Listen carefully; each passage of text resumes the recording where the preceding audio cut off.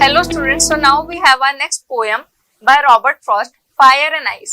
तो अब हम रिवाइज करने वाले हैं हमारी poem fire and ice again bye Robert Frost. तो सबसे पहले अब इस पोएम में भी हम देख लेते हैं, सेंट्रल आइडिया समझ लेते हैं पोएम का कि वो हमें क्या बताना चाह रहे हैं, इस पोएम में क्या है। The poem fire and ice by Robert Frost expresses the idea that the world would end in either two ways, by fire और बाय आइस।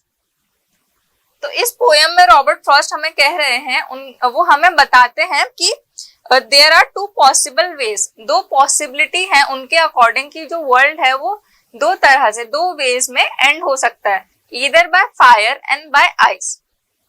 तो स्टूडेंट्स एक सिंबॉलिक पोएम है और यहाँ पे जो फायर है उसका एक्चुअल मीनिंग सिर्फ आग से नहीं है और जो आइस है उसका मीनिंग सिर्फ बर्फ से नहीं है, इनके इस पोएम में अलग मीनिंग है। तो फायर क्या सिंबलाइज करती है? Fire symbolises human desires, greed, cruelty etcetera. The more you try to satisfy them the more they grow, there is no end to them and they spread like wild fire and engulf your whole life. तो यहाँ पे हमें poet ने बताया है fire को किन ही चीजों से, किन ही ह्यूमन नेचर से सिंबलाइज किया है, डिजायर, ग्रीड एंड क्रूअल्टी। तो सबसे पहले डिजायर का मीनिंग देखिए। मीनिंग ऑफ डिजायर इज इच्छा।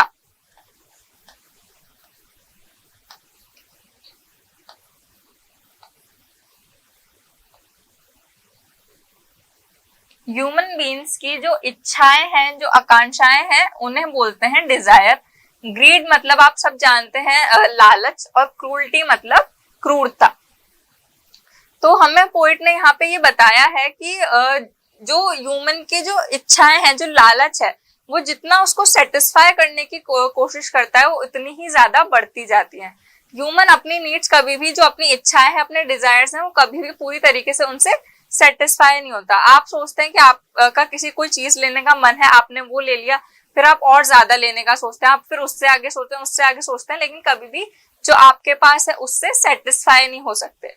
तो वहीं पर ही पोएट हमें ये बता रहे हैं कि जितना ज्यादा ये डिजायर्स बढ़ती हैं उतना ज्यादा ये हम पे, ह्यूमन लाइफ पे हावी होती चली जाती हैं, और इसी के चलते ये पूरा हमें सराउंड कर लेंगी और वर्ल्ड का एंड हो जाएगा।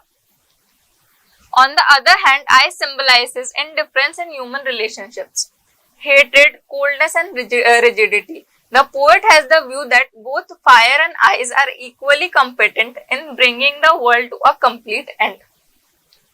अब नेक्स्ट यहाँ पे आइस बताया है, तो आइस क्या सिंबलाइज करती है?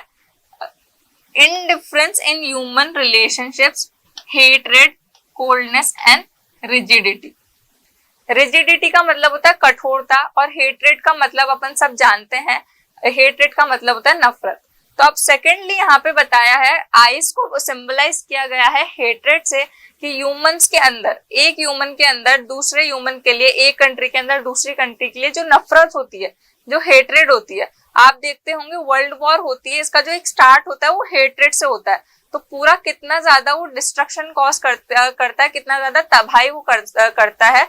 तो अकॉर्डिंग टू पोएट, जो वर्ल्ड है उसकी जो दूसरी पॉसिबल वे है कि वर्ल्ड पूरा एंड हो सकता है, वो दूसरी है आइस। आइस मतलब हेट्रेड। और यहाँ पे पोएम में पोएट ने ये बताया कि fire and ice are equally competent, मतलब एक दूसरे से बिल्कुल कंपीट करते हैं, कोई कम या ज्यादा नहीं है। अब हम आगे समझेंगे मतलब पोएम में कि पोएट किसको प्रेफर ज्यादा करते हैं, क्या उनकी पॉसिबिलिटी है, उनके अकॉर्डिंग किसकी वजह से लाइकली है कि हमारा वर्ल्ड वो है एंड हो सकता है। Some say the world will end in fire and some say in ice. From what I have tasted of desire, I hold with those who favor fire. तो यहाँ पे इस स्टैंजा में हमें पोएट ने बताया है कि कुछ लोग कहते हैं कि जो वर्ल्ड है वो फायर से एंड होगा, कुछ कहते हैं आइस से एंड होगा। तो हम समझ ही चुके हैं, फायर मतलब desire, human desire, and ice मतलब hatred, hatred in human beings. तो कुछ लोगों का कहना है कि वर्ल्ड फायर से एंड होगा, कुछ लोगों का कहना है कि आइस से एंड होगा। From what I have tested of desire, I hold with those who favour fire. अब पोएट कहते हैं कि जितना मैंने यहाँ पे एक्सपीरियंस किया है, जितना वर्ल्ड में रह के मैंने लोगों के नेचर को एक्सपीरियंस किया है, जितना मैंने देखा है, मैं उन लोगों को फेवर करूंगा जो लोग फायर के फेवर में है। मैं उन लोगों की साइड हूं जो फायर को वो करते हैं, मतलब उनका कहना है कि जो वर्ल्ड के एंड का कॉज होगा वो फायर होगा, मतलब desire, according to him. Now next, but if it had to perish twice, यहाँ पे पेरिश का क्या मीनिंग है? Meaning of perish is die. I think I know enough of hate to see that for destruction eyes is also great and would suffice. And suffice का meaning है sufficient.